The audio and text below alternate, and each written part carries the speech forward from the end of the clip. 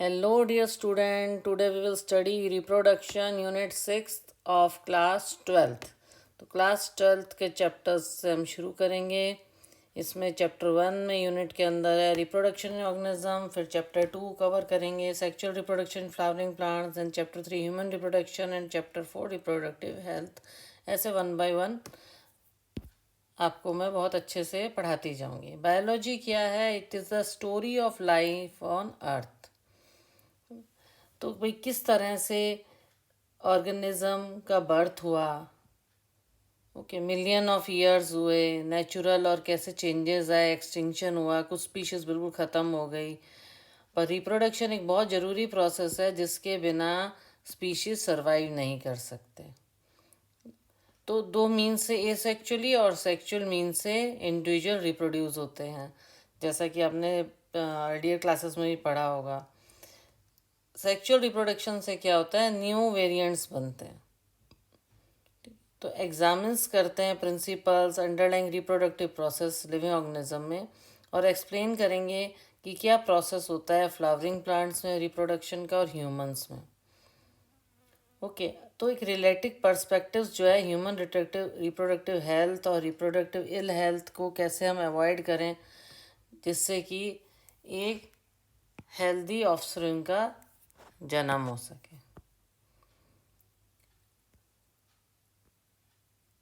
Okay, तो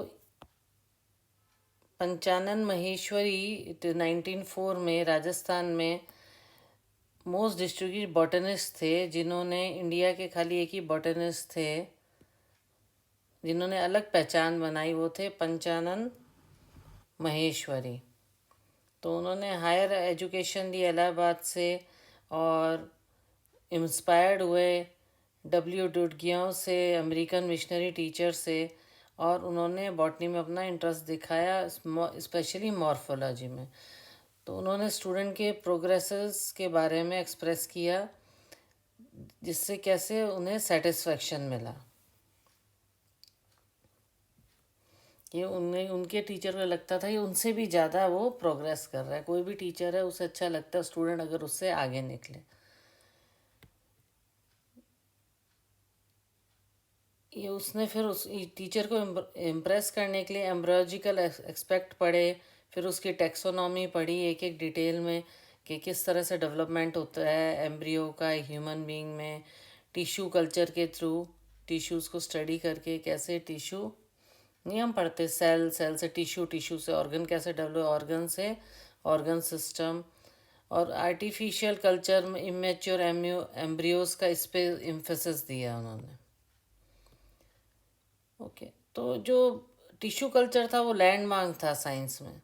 test tube, उसके बाद आया टेस्ट ट्यूब फर्टिलाइजेशन, जैसा कि आपको पता ही होगा, जिसमें टेस्ट ट्यूब बेबी भी डेवलप हो जाता है, स्पर्म और ओवा को फर्टिलाइज किया जाता है उसके अंदर, और एक एम्ब्रियो डेवलप हो जाता है, जाइगोट डेवलप होता है, उससे फिर एम्ब्रियो डेवलप होता है. उन्होंने फिर रॉयल सोसाइटी ऑफ लंदन से, इंडियन नेशनल साइंस एकेडमी से, कई इंस्टीट्यूट से एक्सीलेंसी का सेवरल इंस्टीट्यूशन ऑफ एक्सीलेंसी से फेलोशिप मिली. तो बायोलॉजी और फर्स्ट टेक्स्ट बुक उन्होंने निकाली 1964 में हायर सेकेंडरी स्टूडेंट्स के लिए. ओके, अब है चैप्टर 1 रिप्रोडक्शन इन ऑर्गेनिज्म. जो भी ऑर्गेनिज्म है वो खाली कुछ टाइम के लिए ही रहता है. पीरियड फ्रॉम बर्थ से लेके नेचुरल डेथ जो ऑर्गेनिज्म की है उसको बोलते हैं लाइफ स्पैन. लाइफ स्पैन क्या है? Life span is the period from the birth to natural death, इसको लाइफ स्पैन बोलते हैं. तो लाइफ स्पैन कुछ ऑर्गेनिज्म का हमने फिगर 1.1 में भी पढ़ेंगे. कुछ और ऑर्गेनिज्म हैं जिनके आप लाइफ स्पैन फाइंड आउट कर सकते हो. ओके, इंटरेस्टिंग होता है कि पता करना कि कुछ बहुत ही फ्यू डेज़ के लिए जीते हैं, कुछ बहुत लॉन्ग ईयर्स के लिए, कुछ 1000 ईयर्स के लिए. तो एक्सट्रीम्स हैं लाइफ स्पैन्स के लिविंग ऑर्गेनिज्म में. तो ऑर्गेनिज्म जो है कोरिलेटेड ज़रूरी नहीं है साइज से कोरिलेटेड हो। साइज़ जो है क्रो और पैरेट का ज़्यादा डिफरेंट नहीं है, तो भी उनके लाइफ स्पैन में बहुत फ़र्क है ना। मैंगो ट्री की बहुत शॉर्टर लाइफ होती है पीपल ट्री से, है ना। अगर हम प्लांट्स को भी देखें तो कोई भी लाइफ स्पैन हो, डेथ तो होगी होगी उस इंडिविजुअल की। कोई भी इंडिविजुअल ऐसा नहीं है कि वो अमर है, इमॉर्टल है, कभी नहीं मर सकता, accept single celled organisms are immortal. Single celled organisms are immortal. तो vast number of plants of animals दिखे, पहले नहीं थे वो, फिर धीरे धीरे कई उनके स्पीशीज आए। तो जी कंटिन्यूटी कैसे बनी रहती, कंटिन्यूटी कैसे बनती है, किसका मतलब सिंगल सेल्ड ऑर्गेनिज्म प्रेजेंट है ना, इतने सालों से धरती पे जीवन कैसे है।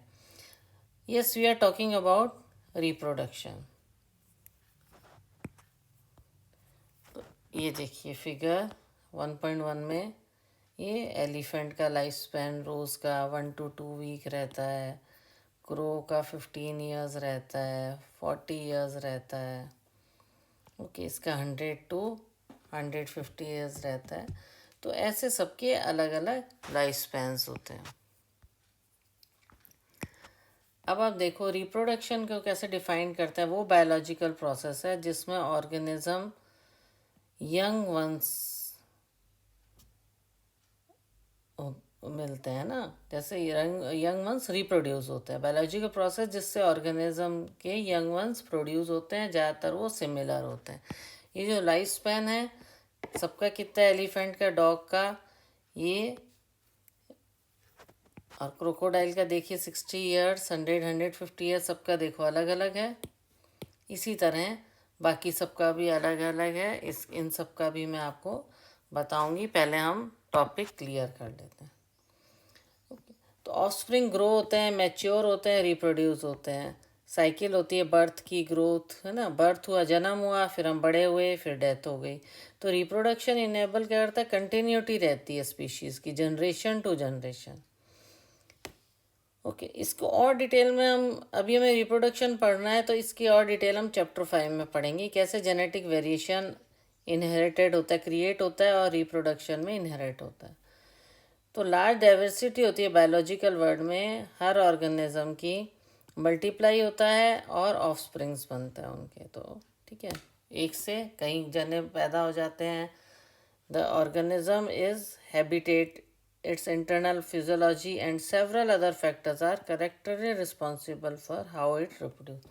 वो कैसे हैबिटेट में रहता है उस पर डिपेंड करता है उसका रिप्रोडक्शन किस तरह का होगा, ओके। वो प्लांट्स है, फ्लावर है, एनिमल है, ह्यूमन बीइंग है, उस पर डिपेंड करता है उसकी कैसी फिजियोलॉजी है और कैसा उसका रिप्रोडक्शन होगा। अगर हम कहें कि क्या एक ऑर्गेनिज्म रिप्रोड्यूस करता है, कर सकता है, हाँ, पर without involvement of gamete formation नहीं होगा, उसको बोलते हैं एसेक्सुअल। देखिए सेक्सुअल रिप्रोडक्शन में 2 गैमेट्स होते हैं, है ना, मेल और फीमेल। स्पर्म और ओवा यूनाइट होके गैमेट बनाते हैं, ये है सेक्सुअल रिप्रोडक्शन जिसमें फ्यूज़न होता है मेल और फीमेल गैमेट का। एसेक्सुअल में होता है 2 पेरेंट्स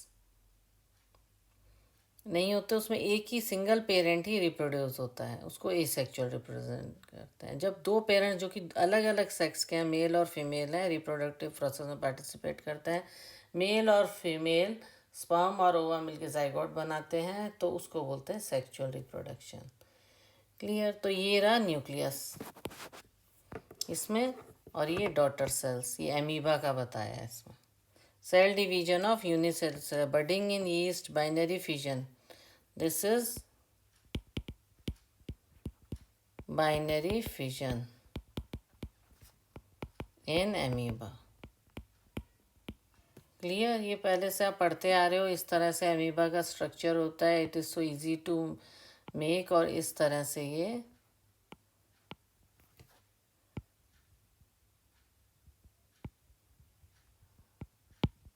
सेपरेट 2 जो हैं ऑफस्प्रिंग्स बन जाते हैं एसेक्सुअल रिप्रोडक्शन से अमीबा के। ऐसे ही सिंगल पेरेंट प्रोड्यूस करते हैं ऑफस्प्रिंग। ये इस तरह से पेरेंट सेल से, ये देखो यहाँ पे इस तरह का ऐसा क्लीवेज आया और ये अलग होगा, फिर ये अलग हुआ, दैट इज बडिंग। या प्लांट से देखते हो तो इस तरह की बडिंग है वो क्लियर ना कैक्टस के पौधे में भी दिखाई दे जाएगी, आप कभी ध्यान दोगे तो। कैक्टस में से एक पत्ता उगता है, फिर उसके आगे से एक और ऐसे उगता है। तो ऑफस्प्रिंग नॉट ओनली आइडेंटिकल भी होते हैं और एग्जैक्ट कॉपीज होते हैं इसके अंदर, एग्जैक्ट कॉपीज होते हैं, आइडेंटिकल भी होते हैं। तो ये किस में है, ये बडिंग इन ईस्ट। ईस्ट में बडिंग के थ्रू बर्ड्स निकलते हैं और वो सेपरेट हो जाते हैं।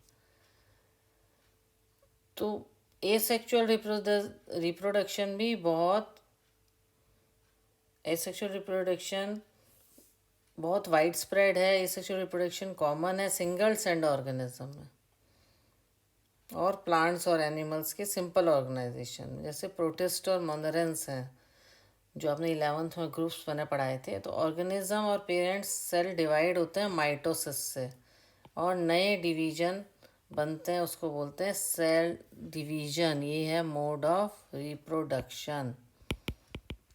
माइटोसिस के थ्रू भी न्यू इंडिविजुअल ग्रो करते हैं।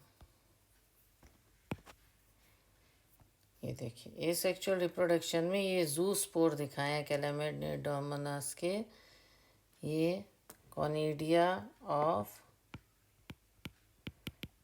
पेनिसिलियम। ये डायग्राम आप बना के याद कीजिए, इस तरह से डेवलप होगा। ये जूस्पोर्स हैं, दीज आर जूस्पोर्स।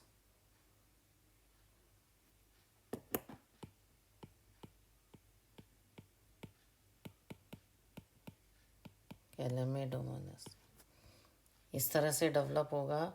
ये बर्ड्स किस में है, ये हाइड्रा में।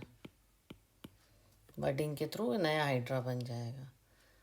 और गैम्यूल्स हैं स्पॉन्ज में।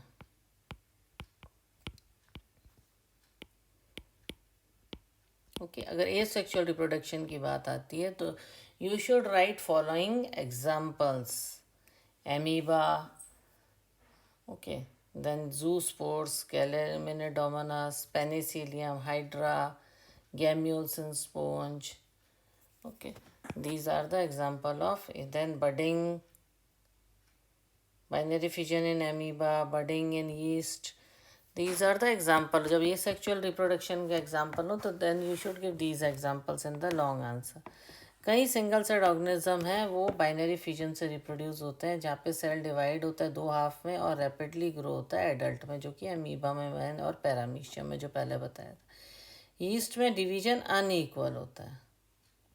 स्मॉल बर्ड्स प्रोड्यूस होते हैं और अटैच्ड रहते हैं पेरेंट सेल के, फिर बाद में वो सेपरेट हो जाते हैं और मैच्योर हो जाते हैं नई ईस्ट में। क्लियर?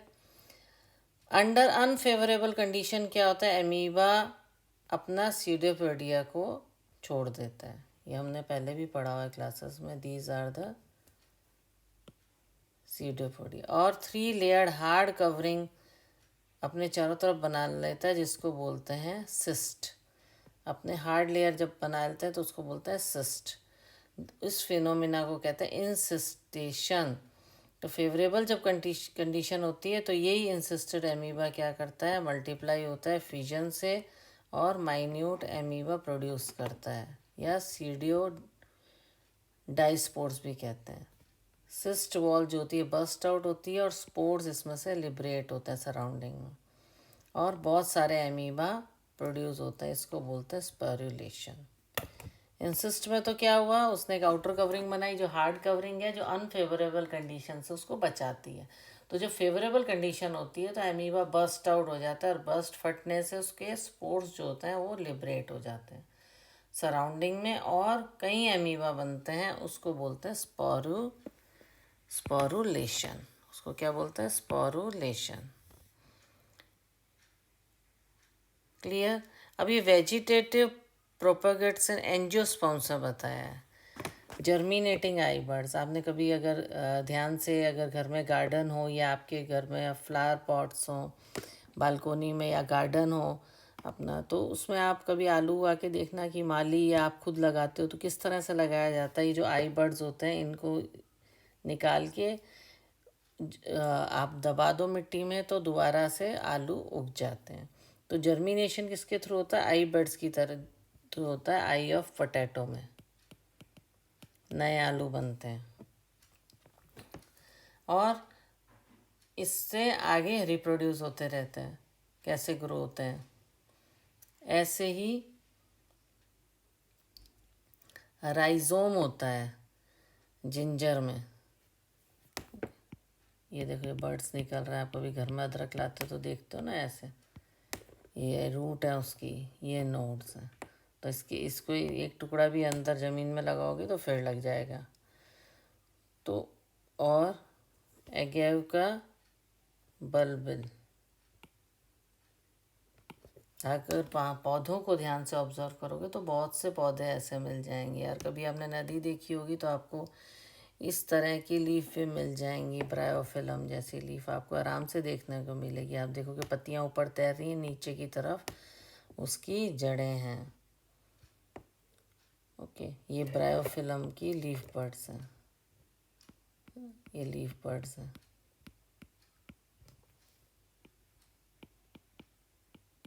ये ज़्यादातर क्वेश्चन पूछा जाता है, how bryophyllum grows, it grows through the leaf bird. ये आप हमेशा देखोगे जहाँ भी ठहरा हुआ पानी है, नदी में या तालाब में, वाटर हायसिंथ।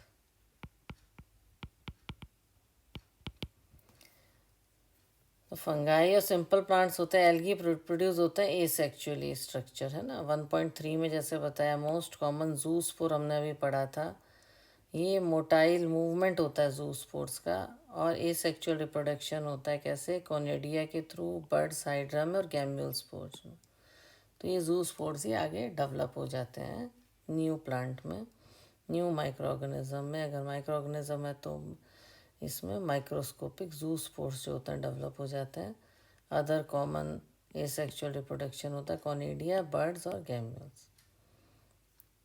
ओके, एनिमल्स और अदर सिंपल ऑर्गेनिज्म टर्म जो यूज़ किया थी, asexual is used for plants, vegetative reproduction is frequently used.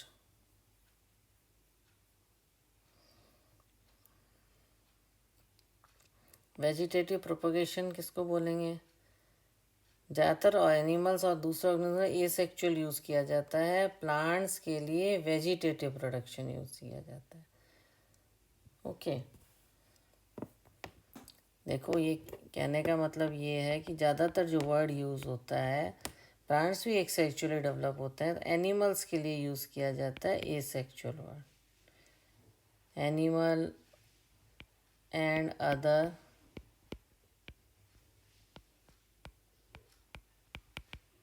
Organism, animals और अदर ऑर्गेनिज्म के लिए, एनिमल्स एंड अदर ऑर्गेनिज्म के लिए वर्ड यूज़ किया जाएगा एसेक्सुअल। प्लांट्स में अगर वो ग्रो कर रहे हैं तो प्लांट्स में एसेक्सुअली ग्रो कर रहे हैं तो उसको एसेक्सुअल की जगह बोला जाता है वेजिटेटिव। बर्ड्स की तरह वेजिटेटिव रिप्रोडक्शन। क्लियर? और जब ऐसे बढ़ते हैं, रनर, राइजोम के through, sucker, tuber, offset, bulb, तो उसे बोलेंगे वेजिटेटिव।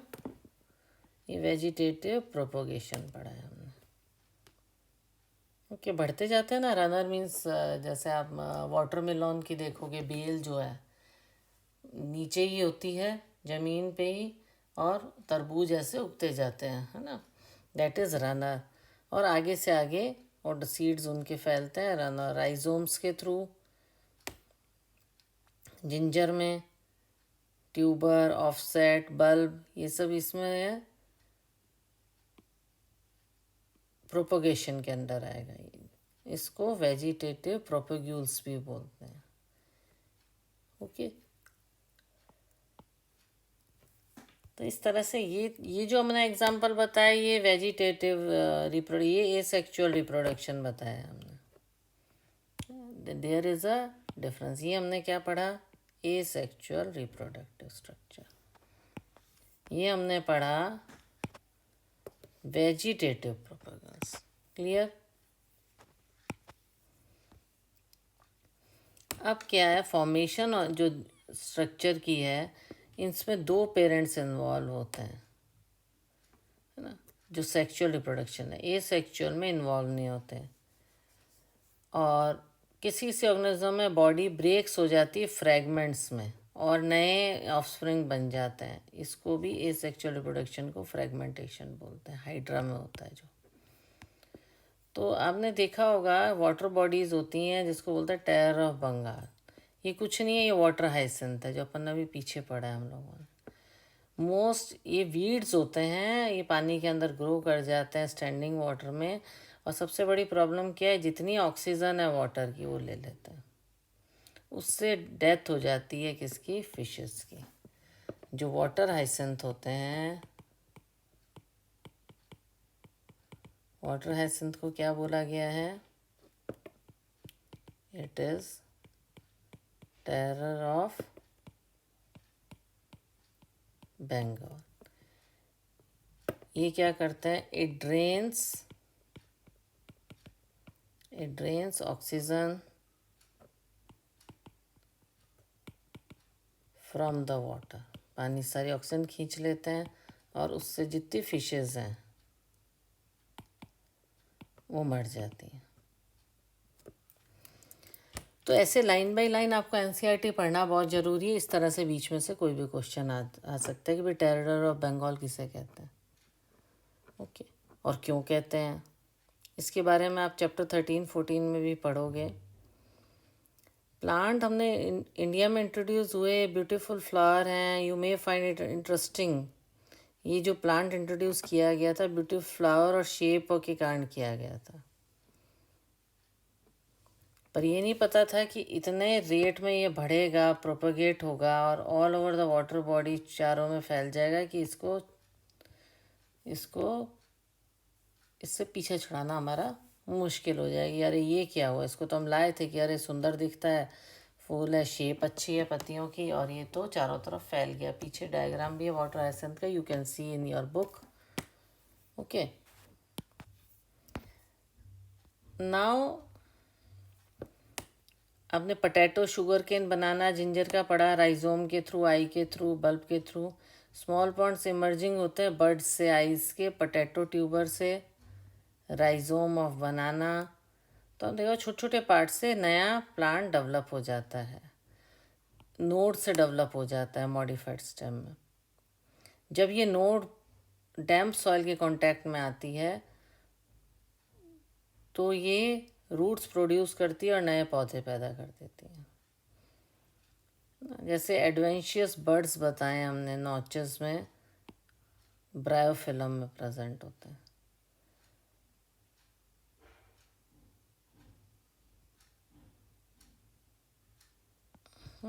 इसीलिए बहुत अच्छे से चाहे तो कमर्शियली इनका प्रोपोगेशन करके, अगर जो अच्छे पौधे हैं उनको आप बढ़ा के आप उनको बेच सकते हो कमर्शियल लेवल पर। एसेक्सुअल रिप्रोडक्शन कॉमन मेथड है रिप्रोडक्शन का, जो कि सिंपल ऑर्गेनाइजेशन होती है, जैसे एल्गी और फंगाई में। ये शिफ्ट होता है सेक्चुअल मेथड ऑफ रिप्रोडक्शन से जस्ट जैसे ही कोई एडवर्स कंडीशंस आती हैं तो ये सेक्चुअल मेथड की तरफ ये बढ़ जाते हैं, क्योंकि सेक्चुअल रिप्रोडक्शन इनको सरवाइव करने में कैपेबल करता है, ये सरवाइव कर पाता है। क्योंकि asexual as well as sexual modes of reproduction higher plants में होता है और सेक्सुअल मोड ऑफ रिप्रोडक्शन खाली एनिमल्स में होता है। अब सेक्सुअल रिप्रोडक्शन होता क्या है? सेक्सुअल रिप्रोडक्शन होता है formation of male and female gametes. Male और फीमेल कैसे बनते हैं? एक ही इंडिविजुअल से बनते हैं या डिफरेंट इंडिविजुअल से बनते हैं अपोजिट सेक्स के, और ये गैमेट्स फ्यूज होके जाइगोट बनाते हैं। ठीक है,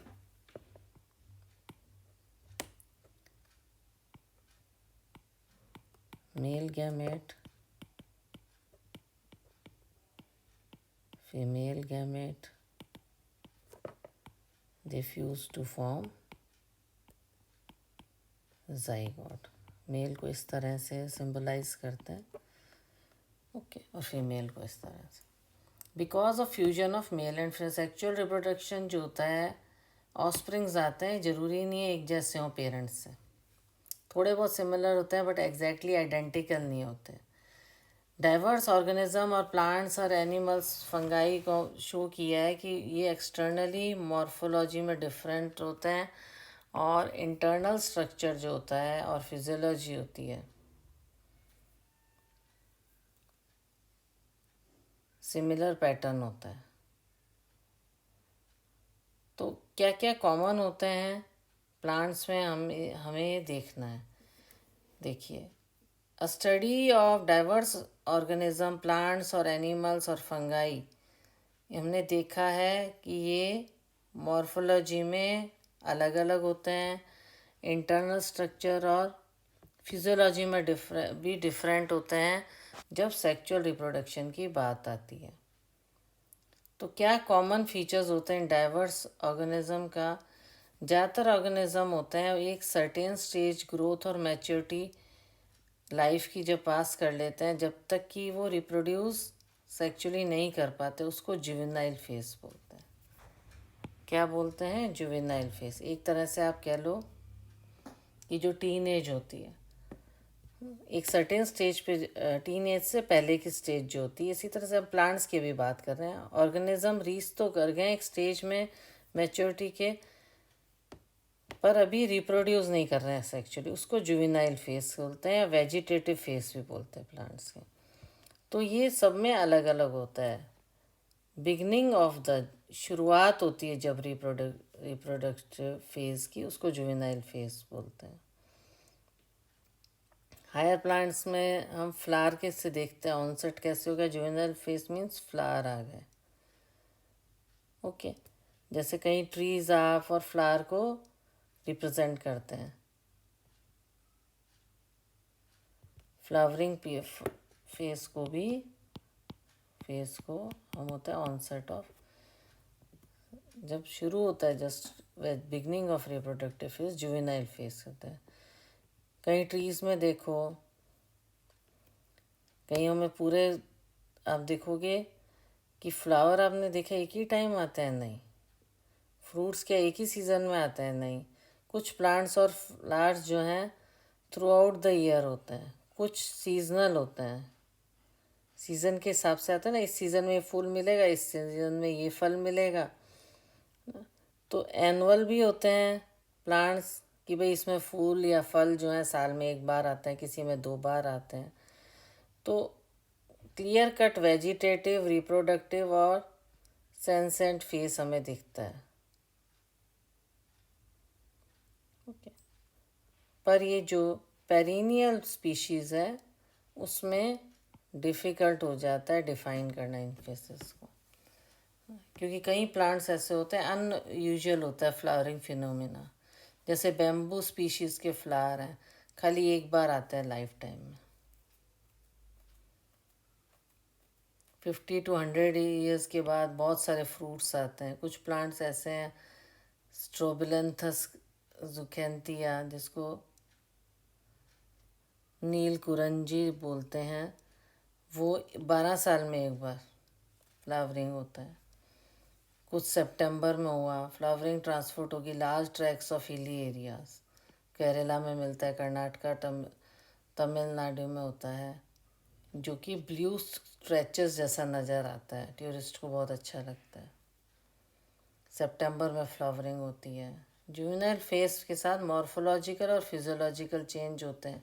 एक्टिव रिप्रोडक्शन बिहेवियर से पहले चेंजेस होते हैं। हर जो प्लांट है उसका अलग टाइम है फ्लावरिंग का, कहने का मतलब यही है पूरे इसमें पैराग्राफ में, है ना। किसी में एक साल में एक बार आता है, किसी में 2 साल में आता है, कहीं में कई सालों में एक बार आते हैं, ओके। उसको हम पेरिनियल बोलेंगे। और एक बार आता है उसको एनुअल बोलेंगे, 2 बार आता है बाइनियल बोलेंगे। तो आपको changes reproductive phase variable duration में होता है डिफरेंट ऑर्गेनिज्म में।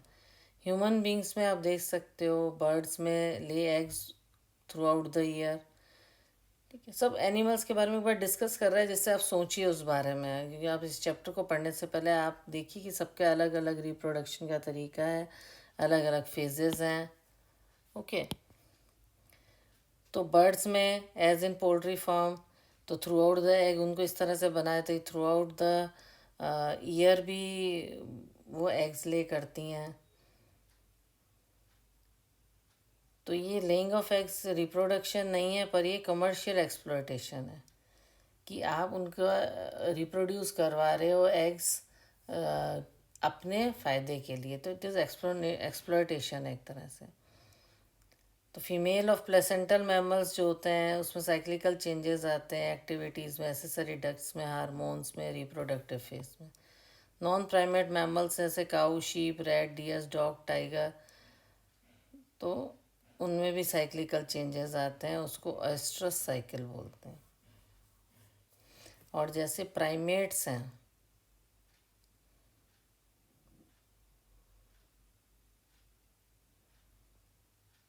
नॉन प्राइमेट्स एनिमल हैं जैसे काऊ, शीप, रैट, डीवियर। प्राइमेट हैं जैसे monkey, apps and human. Primates कौन से हैं?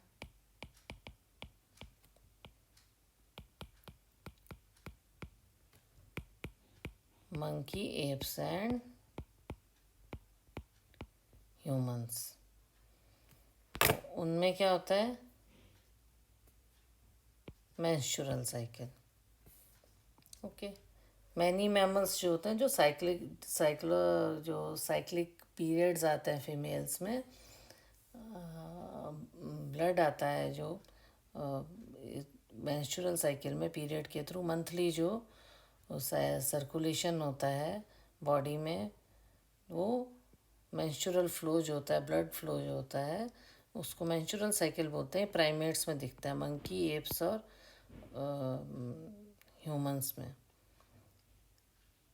मैनी मैमल्स जो होता है फेवरेबल सच साइकिल फेवरेबल सीजन में रिप्रोडक्टिव फेज के पास आती है। और नॉन प्राइमेट्स कौन से हैं?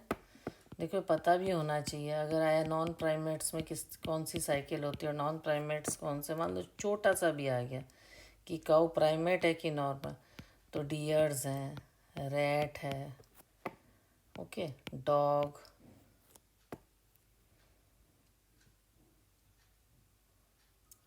टाइगर, ये नॉन प्राइमेट्स। इसमें कौन सी साइकिल होती है? ऑयस्ट्रस साइकिल होती है। और इसमें मेंस्ट्रुअल साइकिल होती है, जो कि मंथली ब्लड फ्लो होता है, blood flow out of the body of the females and every month the fix time, है ना, एक फिक्स टाइम में मंथ के मेंस्ट्रुअल साइकिल आती है फॉर द सेक्सुअल डेवलपमेंट। तो कई सीजनल ब्रीडर्स होते हैं, एक पर्टिकुलर सीज़न में उनके ये फेस आता है, रिप्रोडक्टिव फेस आता है, डेवलपमेंट होता है, और ओवम रिलीज़ होता है बॉडी से, स्पर्म रिलीज़ होता है, या जो भी उनका मेल और फीमेल गेमेट है। दूसरे मैमल्स जो हैं उनका reproductive active phase throughout their reproductive phase वो एक्टिव रहते हैं, उनको बोलते हैं कंटिन्यूस ब्रीडर। जो सीज़न के हिसाब से कहीं एक्टिव रहते हैं कि हाँ, इस सीज़न में आप सुनते हो कि कोई एनिमल है या कोई पौधा है, इस सीज़न में इनके फ्लावर आते हैं, या इस सीज़न में ये देखो इसके बेबीज़ हुए हैं, कैट के, डॉगी के, तो वो उनका रिप्रोडक्टिव फेज़ होता है सीज़न के हिसाब से। पर कुछ एनिमल्स जो होते हैं रिप्रोडक्टिवली एक्टिव होते हैं through out the reproductive phase. तो क्या होता है, जैसे जैसे हम ओल्ड होते हैं तो रिप्रोडक्टिव फेज ख़त्म होने लग जाता है। उसको पैरामीटर्स बोलते हैं, सेंसस और ओल्ड एज का। जो मेंस्ट्रुअल साइकिल है वो बंद हो जाती है। तो कॉमन चेंजेस बॉडी में होती हैं, मेटाबॉलिज्म स्लो हो जाता है, ये लास्ट फेज है लाइफ स्पैन का, और उसके बाद डेथ हो जाती है। ठीक, तो प्लांट्स और एनिमल्स में हार्मोन्स जो है रिस्पॉन्सिबल हैं ट्रांजिशन के लिए 3 फेसेस में। जब इंटरेक्शन होता है हार्मोन्स का और एनवायरमेंटल फैक्टर्स का, तो रिप्रोडक्टिव प्रोसेस आपने पढ़ा होगा, एस्ट्रोजन मेल्स में और प्रोजेस्ट्रॉन फीमेल में, ये हार्मोन्स ह्यूमन बींग्स में रिस्पॉन्सिबल हैं रिप्रोडक्टिव बिहेवियर के लिए, रिप्रोडक्शन प्रोसेसेस के लिए। ओके, तो रेगुलेट करते हैं रिप्रोडक्टिव प्रोसेस को और एक्सप्रेशन को। तो इवेंट क्या हैं सेक्सुअल रिप्रोडक्शन के? मैच्योरिटी के बाद सेक्सुअली रिप्रोडक्टिव जो भी ऑर्गेनिज्म होते हैं फंडामेंटली सिमिलर चेंजेस आते हैं, जैसे एलोबरेट को रेगुलर सीक्वेंस सेक्सुअल रिप्रोडक्शन, जैसे फ्यूजन और फर्टिलाइजेशन ऑफ मेल और female gamete, formation of zygote. Okay, sequential events होते हैं, 3 डिस्टिंक्ट स्टेज होती हैं जिसकी pre fertilisation, fertilisation, post fertilisation. देखो अभी तो जनरल बताया था, उसके बाद हम इसको डिटेल में पढ़ेंगे। देखिए, गैमेटोजेनेसिस, स्टेमिनेट, ये देखिए diversity of sexuality in organism. Okay, जो इनके फेजेस हैं, व्हाट आर दीज? क्या आएगा? प्री फर्टिलाइजेशन इवेंट्स, फर्टिलाइजेशन से पहले इवेंट्स कौन से होते हैं, जिसमें gamete transfer, fusion of gametes होता है, gametogenesis excuse me, formation of 2 type of gametes बनता है, मेल एंड फीमेल, और गैमेट्स जो होते हैं वो हैप्लॉइड सेल होते हैं। ओके, तो इसमें टाइप ऑफ गैमेट्स बताए हैं, गैमेट्स ऑफ क्लेडोफोरा बताया, ये ह्यूमन बीइंग का बताया है जिसको हेटेरोगैमेट बोलते हैं, और ये एल्गा का बताया है इसमें बी में।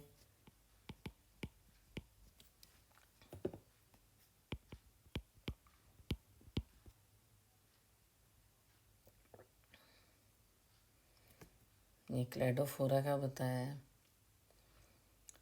ओके, तो ओके, आई होप आपको सब समझ आ गया होगा।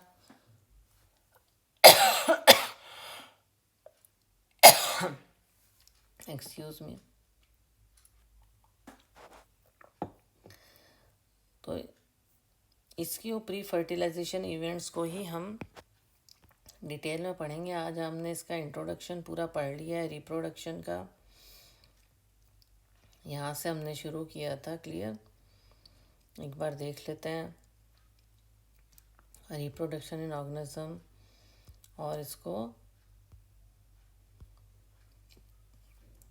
आई होप आपको जो मैंने पढ़ाया आपको समझ आया होगा, और आपको अगर अच्छा लग रहा है तो kindly like, share and subscribe. Okay, thank you.